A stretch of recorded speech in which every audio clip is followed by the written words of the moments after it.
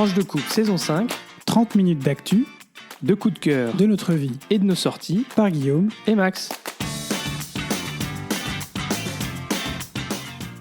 Bonjour, bonsoir, nous sommes Guillaume et Max, et on est ravis de vous retrouver pour ce 17e épisode de la saison 5 de Tranche de couple, notre traditionnel Euro-podcast.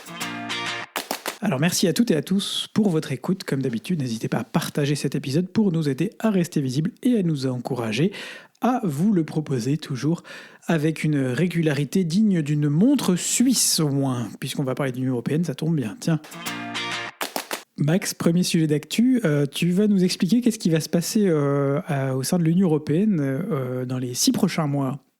Exactement, comme tous les 5 ans, un grand chamboule-tout se prépare à l'échelle de l'Union européenne. Et non, on ne va pas vous parler du Spitzenkandidat. Peut-être que Guillaume y reviendra plus tard. Alors, 5 ans, pourquoi tous les 5 ans ? Parce que 5 ans, c'est la durée du mandat de la Commission européenne, mais aussi du Parlement européen.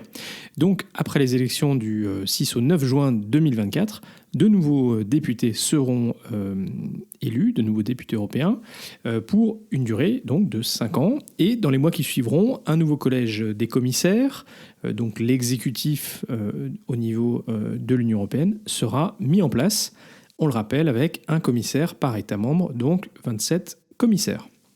Alors aujourd'hui, on se propose dans cet Euro-podcast de revenir sur la manière dont les choses vont se dérouler après les élections, parce que c'est un petit peu compliqué pour des gens qui sont peut-être pas les yeux rivés dedans. On voit pas forcément quel est nécessairement le lien entre le Parlement, la Commission, les grands postes à l'échelle de l'Union européenne. Donc, on vous propose de refaire un petit déroulé. Donc, comme je le disais, les élections, elles se tiendront dans toute l'Union du 6 au 9 juin 2024, ce qui fait que dès le lundi 10 juin, eh bien, les nouveaux députés européens prendront leurs fonctions et on aura une idée de la répartition des groupes politiques au sein du Parlement européen. Alors, c'est important parce que ça donnera la tonalité des orientations du Parlement européen, finalement les équilibres entre les différents groupes. Et vous le savez, on vous l'a dit à plusieurs reprises, le Parlement européen, eh bien, c'est le co-législateur, c'est-à-dire que pour qu'une proposition de loi faite par la Commission soit adoptée, il faut qu'elle soit validée dans les mêmes termes par le Conseil, c'est-à-dire les États membres, et par le Parlement, c'est-à-dire les députés. Et donc, les équilibres politiques au sein du Parlement européen, ça compte.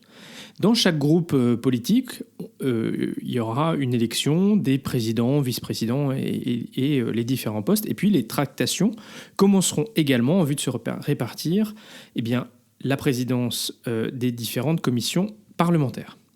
Alors ça, c'est pour le Parlement. Et bien sûr, pour le Parlement, il y a aussi l'élection du président du Parlement européen. Et donc ça, c'est un des grands postes de l'Union qui sont répartis tous les 5 ans.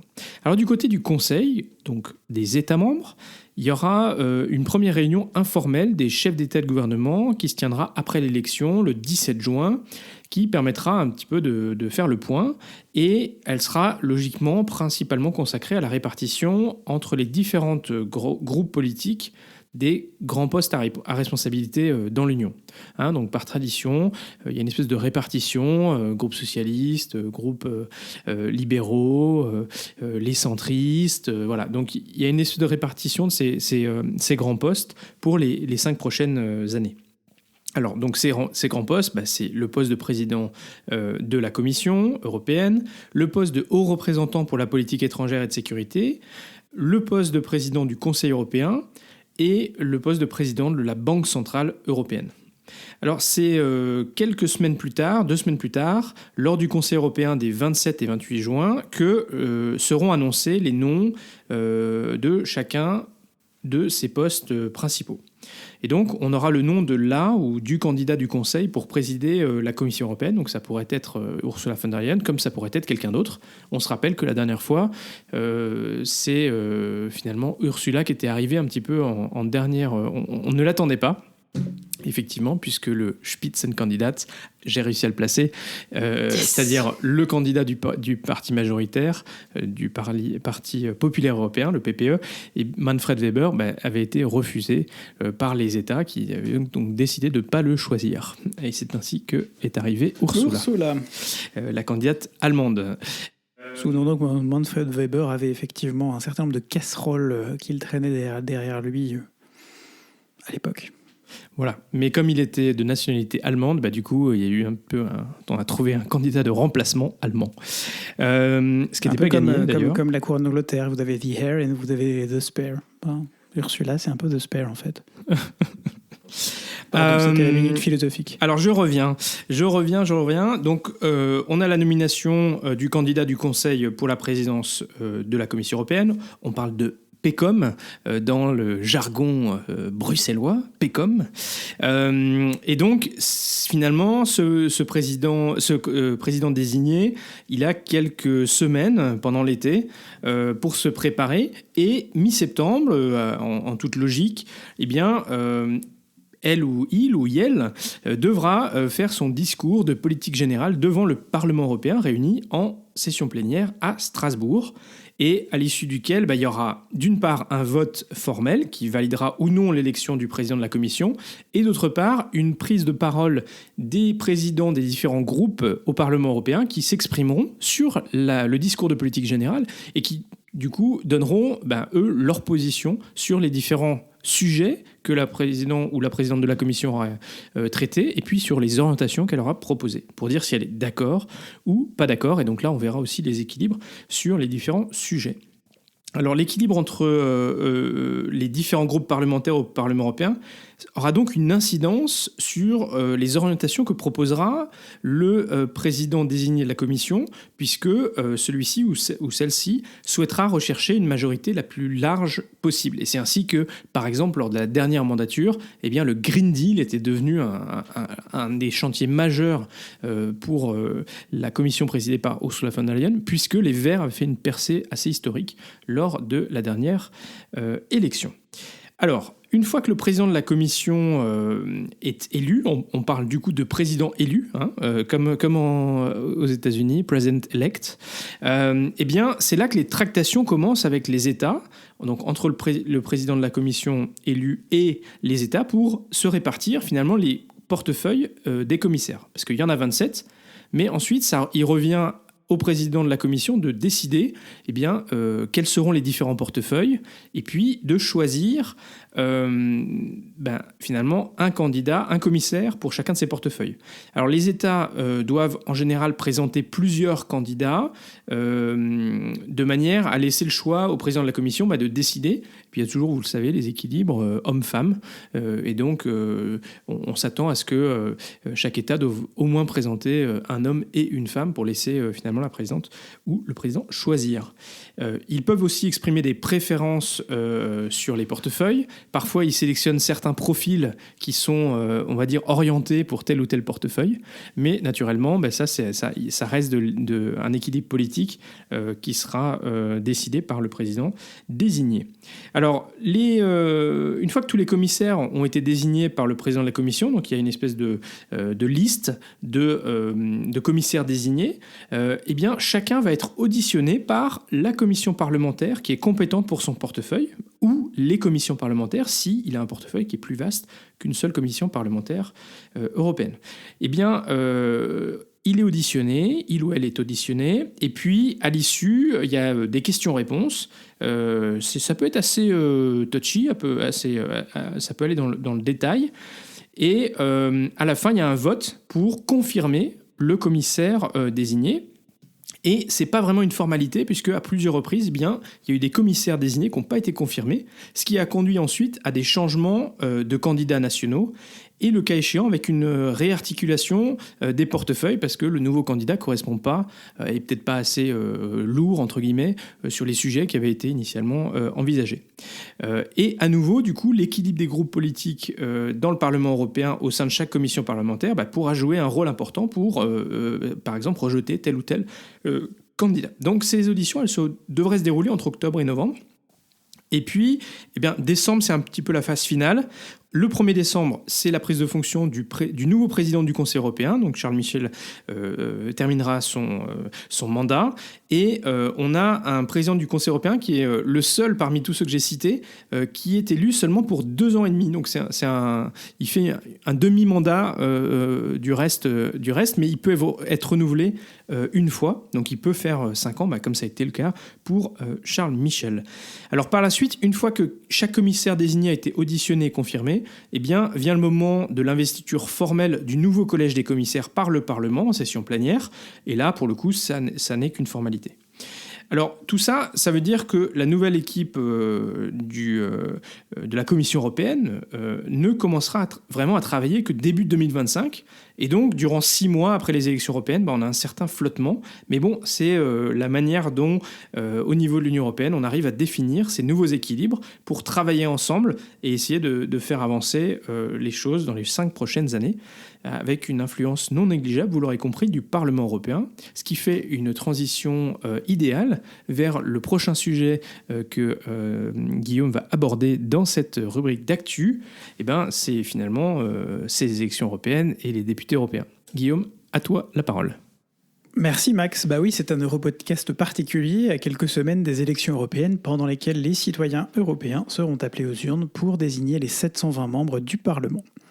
Alors, les débats actuels en France ne donnent pas vraiment l'impression que ces élections ont une valeur européenne, mais plutôt qu'il s'agit d'une mid-term à la française pour sanctionner ou approuver le gouvernement actuel, sport favori de très nombreux partis d'opposition, à commencer par les extrêmes gauche et droite. En France, c'est la seule élection d'envergure avant la prochaine présidentielle en 2027. C'est un scrutin de liste nationale, donc la tentation est forte de nationaliser le scrutin, nous rappelle Éric Meurice du European Policy Center, Centre européen de politique. Pour rappel, le mode de scrutin des élections européennes, donc comme l'a décrit déjà en partie Max, est celui du suffrage universel direct à un tour, candidat élu pour 5 ans, selon les règles de la représentation proportionnelle à scrutin de liste la plus forte moyenne. Les listes qui ont obtenu plus de 5% des suffrages remportent un nombre de sièges proportionnel à leur nombre de voix. Les listes sont nationales, elles ont été même régionales en France, il y avait 8 circonscriptions jusqu'en 2014, et près de 49,2 millions d'électeurs français sont appelés à élire 81 des 720 députés au Parlement européen, soit 2 de plus par rapport à 2019. Il y a régulièrement des mises à jour sur les nombres de députés attribués à chaque pays, le plus petit nombre étant 6 pour notamment Malte, le Luxembourg, et le plus grand autour de 96, je crois, de mémoire, pour l'Allemagne. Et pourquoi ça a changé ? Parce qu'il y a eu des évolutions démographiques et donc il y aura un nombre plus élevé de députés cette fois-ci. Tout à fait. Mais quels sont les enjeux relevés par les Européens pour ces élections ? Selon l'Eurobaromètre du printemps 2024, repris par le très bon site internet touteleurope.eu, les principaux enjeux sont, dans l'ordre, la lutte contre la pauvreté et l'exclusion sociale, la santé publique, le soutien à l'économie et à la création d'emplois, la défense et la sécurité de l'Union européenne, la lutte contre le réchauffement climatique, l'avenir de l'Europe, la migration et l'asile, la démocratie et l'état de droit, la politique agricole commune, etc., etc. 10e en 2019, la sécurité est donc passée à la 4e place, signe des temps et de l'importance que donnent les citoyens européens à l'action de l'Union européenne, en matière notamment dans la continuité de la guerre en Ukraine ou de l'instabilité au Moyen-Orient. La lutte contre le changement climatique reste relativement stable, 5e position contre 4e en 2019, principalement portée par les jeunes générations. L'immigration, quant à elle, qui paraît être le point central si on écoute les médias en France et les politiques de tous bords qui surfent sur la vague populiste, chute pourtant de la 3e à la 7e place. Signe que ce qui se passe et se dit en France n'est pas ce qui se dit en Europe et encore moins ce qui se fait. Et d'ailleurs, même les résultats de l'Eurobaromètre pour la France uniquement montrent que l'enjeu le plus cité en vue des élections européennes est la lutte contre la pauvreté et l'exclusion sociale, 42%, devant la lutte contre le changement climatique, 37%, et la santé publique, 36%. D'ailleurs, même le très à droite journal L'Opinion, dans un article consacré aux enjeux de sécurité de ces élections européennes, ne place pas la gestion des flux migratoires en première position, mais bien en dernière position, après l'instabilité en Ukraine et au Moyen-Orient, le terrorisme et la cybersécurité. Finalement, comme à chaque élection européenne, depuis 20 ans, l'enjeu principal en France, comme dans la plupart des pays européens où le vote n'est pas obligatoire, il l'est par exemple en Belgique ou au Luxembourg, sera l'abstention. En France, le taux le plus important d'abstention date de 2014, 57,46%. Il était en recul en 2019 à seulement 49,88%. Et un article toujours du même Opinion rappelle que les électeurs se sentent éloignés des sujets européens, pensent que leur vote n'aura pas vraiment d'impact sur les décisions, que par ailleurs l'Union européenne représente toujours un sentiment de grande complexité et de bureaucratie, ou devrait-on dire d'eurocratie à Bruxelles, et que l'euroscepticisme gagne du terrain. Tout cela mis ensemble étant l'ensemble de facteurs justement pour expliquer cette abstention. Sauf qu'en réalité, l'abstention aux élections européennes n'est pas une exception. Les autres élections françaises, excepté les élections présidentielles, sont également victimes de cette abstention. Élections législatives, élections municipales, toutes au cours des 20 dernières années ont vu le taux de participation baisser. Dans un entretien à Presse Océan, Arnaud Leclerc, professeur de sciences politiques à l'Université de Nantes, rapporte « Ce qui m'ennuie, c'est que quand on parle d'Europe, on le fait sous l'angle des institutions et de ce qui se passe entre Bruxelles et Paris, alors qu'on devrait le faire par le bas. Notre quotidien, notre argent, les projets menés en local, la plupart de ces sujets mobilisent de l'argent européen. L'Europe est là, dans nos vies, mais on ne la montre pas, on ne la voit pas. Et pourtant, on doit le rappeler, dans notre nourriture, dans notre culture et dans nos infrastructures, l'Union européenne est bien présente et une grande partie de l'argent investi vient des fonds de l'Union européenne. Donc s'il n'y avait qu'une seule info à retenir de cette actu, le 9 juin, je vote. Et à titre personnel, j'ai même décidé de ne plus voter en Belgique pour les élections européennes. J'en avais la possibilité. En tant que résident en Belgique, en tout cas, j'ai le choix de voter soit en Belgique, soit en France. Et bien cette année, j'ai décidé de revoter pour les listes françaises. J'aurai donc le plaisir de me déplacer avec Max au Ezel pour voter le 9 juin aux élections européennes. Exactement, et je crois que le dernier point que tu mentionnais avant d'inviter nos auditeurs à aller voter, c'est qu'effectivement, on n'en a pas beaucoup l'impression, et peut-être qu'il faut qu'on arrive à faire davantage de communication, mais les grands programmes européens d'infrastructure, de culture et tout ça, ça a un impact réel et très concret sur nos vies. Et donc, voilà, soyez aussi acteurs bien de ce qui se passe à l'échelle de l'Union européenne, des choix qui sont faits en allant mettre votre vote, quel que soit ce que vous voterez, ça vous regarde, mais on vous invite à... voilà. La démocratie, on est très fiers d'avoir la possibilité de s'exprimer, alors que dans beaucoup de pays du monde, c'est pas le cas. Alors, honorons cette chance que l'on a et allons voter, again, quel que soit votre vote. Alors, on voulait juste faire une petite brève aujourd'hui, également pour vous parler un petit clin d'œil au Brexit. Voilà, ça tranche. Mais ça parle aussi d'Europe, du coup, parce que Donald Tusk, le Premier ministre polonais, s'est fait écho lors de la célébration récemment du 20e anniversaire de l'entrée de la Pologne dans l'Union européenne, d'un débat qui a lieu au Royaume-Uni, provoqué par les prévisions de la Banque mondiale, selon lesquelles le revenu par habitant sera plus élevé en Pologne qu'au Royaume-Uni en 2025. Et du coup, Tusk de faire la promesse que dans 5 ans, au moment du 25e anniversaire de l'entrée dans l'Union de la Pologne, les Polonais seront plus riches que les Britanniques. Il a conclu en disant que c'était mieux d'être dans l'Union européenne. Voilà, c'était un petit clin d'œil au Brexit. Et on passe tout de suite, Guillaume, au point Belgitude. Eh oui, et toujours un point Belgitude Union européenne dans notre Europodcast d'aujourd'hui. Une information toute fraîche ou presque, on sait que la Commission européenne possède à Bruxelles, et notamment dans le quartier Schuman, rue de la Loi, une des principales artères d'entrée dans la ville, enfin dotée grâce au Covid d'ailleurs d'une piste cyclable à peu près digne de ce nom. Rien à voir, mais c'est pas grave, je voulais placer l'info. Un grand nombre de biens immobiliers construits au fur et à mesure des années et achetés au fur et à mesure des années. Sauf que le Covid, justement, et l'essor du télétravail ont conduit la Commission et ses nombreuses agences et directions à revoir à la baisse les besoins fonciers et à remettre en vente près de 300 000 mètres carrés, soit 23 bâtiments, situés pour la plupart sur cette fameuse artère. La décision de la Commission, on y reviendra après, de se délester d'une partie de son parc immobilier ne surgit pas vraiment de nulle part. L'équipe d'Ursula von der Leyen a prévu de diminuer d'ici 2030 de 25% la surface qu'elle utilise à Bruxelles et de réduire le nombre de bâtiments occupés. Ce processus de rationalisation s'inscrit donc dans un contexte sanitaire qui a favorisé les habitudes de télétravail et est en ligne avec les objectifs du Green Deal. Rachetés par l'État belge via un consortium public-privé pour 900 millions d'euros, ces bâtiments finiront après rénovation en bureaux durables à 70%, commerce, équipements publics et logements à 30%. Ces derniers permettront de doubler à terme le nombre de familles au cœur du quartier européen. Le projet vise à répondre à la forte demande de bureaux et de logement durable dans ce quartier. Et ainsi, approximativement 750 à 800 appartements neufs seront créés. Dès 2028, les premiers nouveaux résidents et occupants de bureaux devraient pouvoir emménager. Voilà par ailleurs plusieurs décennies que les autorités bruxelloises tentaient de faire évoluer le quartier européen. Pour ces dernières, cette séquence présente donc une opportunité, sachant que le quartier européen est considéré, et on peut confirmer que c'est vrai, comme superficiel et absolument mort du vendredi 17h au lundi 8h. Et oui, ça a été même une sacrée difficulté pendant le Covid, pendant le confinement, et puis même après, parce qu'il y a eu quand même beaucoup plus de gens qui sont restés en télétravail. Et donc, pour les commerces, notamment les commerces de bouche, dans ce quartier, ça a été extrêmement compliqué. Alors, on s'est revenu quand même, on est revenu à une dynamique au moins pendant les heures de bureau. Le Covid, c'est quoi le Covid ? Mais c'est vrai que ce quartier est assez mort, et c'est un peu triste à voir quand on va se balader le week-end. Après, la place du Luxe le jeudi soir, c'est un autre délire. Mais... À la place du Luxembourg, qui est la place devant le Parlement européen à Réputée Bruxelles. pour ses after-work le jeudi soir avec tous les stagiaires du Parlement.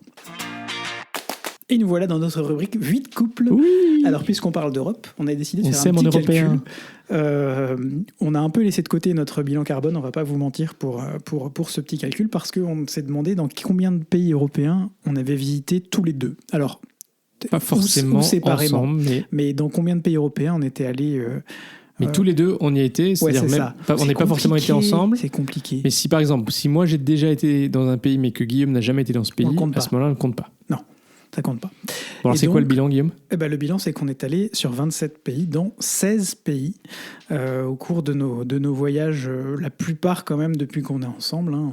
Il y en a peu qu'on n'a pas fait ensemble. Soit une moyenne de 1, quelque chose pays, 1,1 pays par an en plus.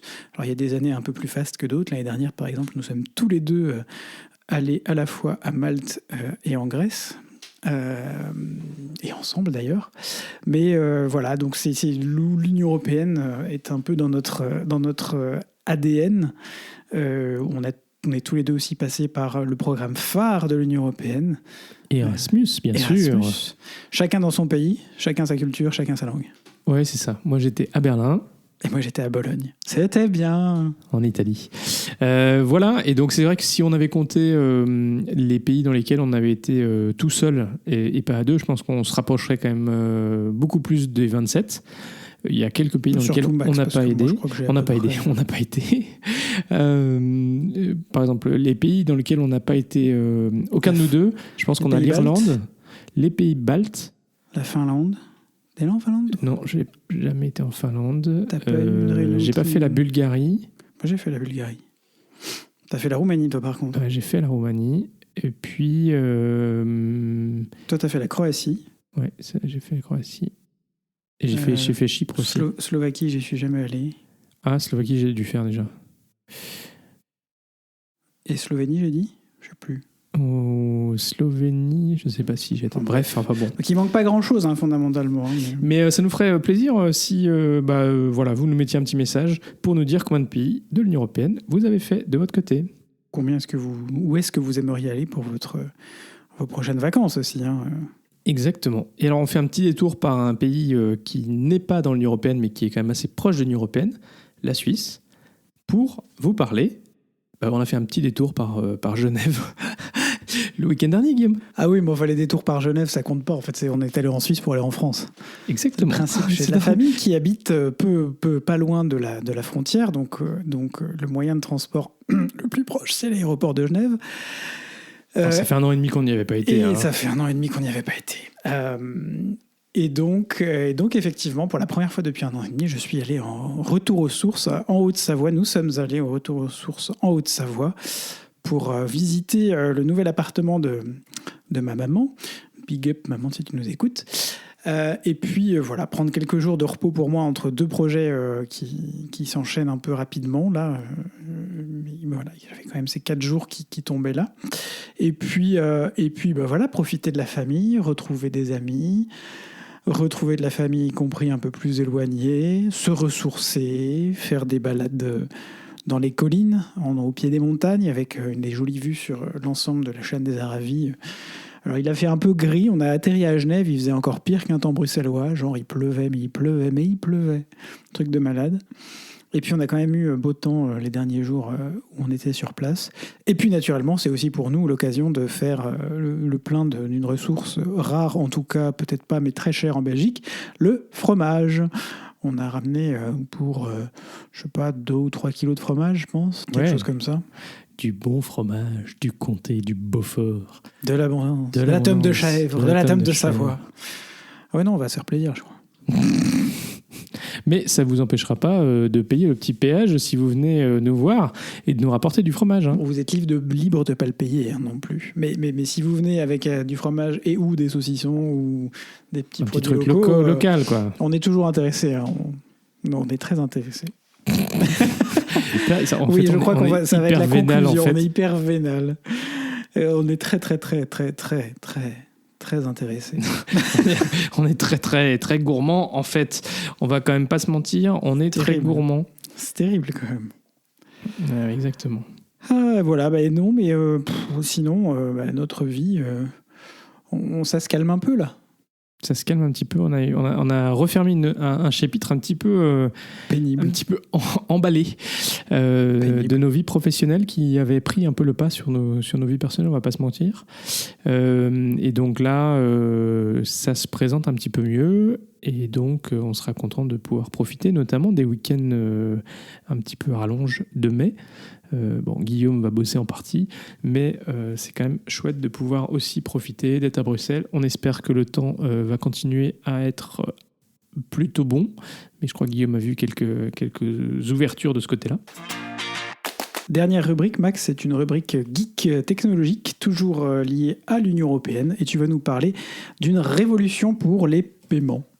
Exactement, je voulais vous parler de Wero, qui est une solution pan-européenne de paiement qui, en gros, rassemble un certain nombre de banques européennes. Donc l'objectif, c'est d'avoir une solution de paiement d'abord entre particuliers, puis entre particuliers et professionnels, qui sera ensuite étendue au paiement en ligne et en magasin. Donc l'idée, c'est d'avoir une infrastructure de paiement instantanée qui permettra aux banques de rivaliser avec les solutions de paiement des géants anglo-saxons et puis pour les marchands d'avoir une solution de paiement européenne. Donc, en fait, elle s'appuie, cette solution, sur un certain nombre de solutions nationales qui existaient déjà. Donc, par exemple, en Belgique, on a la solution Bancontact et Payconiq qui propose à la fois des remboursements ou des paiements entre individus, mais aussi de payer en ligne et de payer à proximité. Enfin, quand vous êtes dans par exemple chez notre coiffeur, on flash un QR code et on paye directement sans avoir à sortir une carte bancaire. Et ce qui est super pour les commerçants, c'est que du coup, ils n'ont pas besoin de payer des frais exorbitants pour une machine. Tout ça, ça se fait d'appli bancaire à appli bancaire via des QR codes. Et donc ça, c'est pour la Belgique. Aux Pays-Bas, il y a une solution qui s'appelle Ideal. Et puis, il y a aussi d'autres solutions en Allemagne. En France, il y avait la solution Paylib. Et donc en Allemagne, ça s'appelle Giropay. Donc l'idée, en fait, c'est d'avoir une plateforme unique pour l'ensemble de l'Union européenne à terme. Du coup, vraiment de pouvoir offrir des solutions simplifiées pour payer sans avoir à sortir la traditionnelle carte de crédit Visa ou Mastercard pour lesquelles, vous le savez, il y a des frais, ou alors Apple Pay ou Android Pay qui, là encore, il y a des frais, et puis tout ça passe par des infrastructures extérieures à l'Union. Donc l'idée, c'est vraiment de s'appuyer sur une solution avec un QR code, et pour nous qui en faisons déjà l'expérience au quotidien, c'est extrêmement simple parce que quand on va sur des sites web marchands, par exemple, on a simplement à scanner le QR code qui figure en fait sur le site avec notre appli de banque, et le paiement est déjà réalisé. Donc vous n'avez plus besoin de rentrer vos numéros de carte bancaire, vous n'avez plus besoin de vous préoccuper de rien, et c'est vraiment en 2 minutes c'est fait, et c'est vraiment super efficace. Voilà, donc naturellement, c'est une solution qui est en train de se mettre en place à l'échelle de l'Union. Ça veut dire que ça ne sera pas dans un premier temps chez l'ensemble des pays de l'Union européenne, mais voilà, c'est vraiment une solution qui vise à un petit peu contrecarrer les PayPal, les Venmo, et puis Apple Pay surtout, parce que aujourd'hui, Apple Pay par exemple, c'est vraiment un leader incontesté du paiement, mais du coup ça veut dire que nos banques et les infrastructures de paiement, elles ne maîtrisent pas cette partie-là du système. L'objectif, c'est aussi de rester simple, donc une solution qui ne soit pas compliquée. Et par exemple, quand vous recevez une facture à la maison, pareil, vous pouvez scanner un QR code et hop, la facture, elle est réglée. C'est quand même hyper simple. Et pour le coup, ça offre des choses que Apple Pay, par exemple, ne propose pas. Voilà. Merci Max. Voilà, c'est déjà la fin de ce 17e épisode de la saison 5. Si vous êtes arrivé au bout, bravo et merci.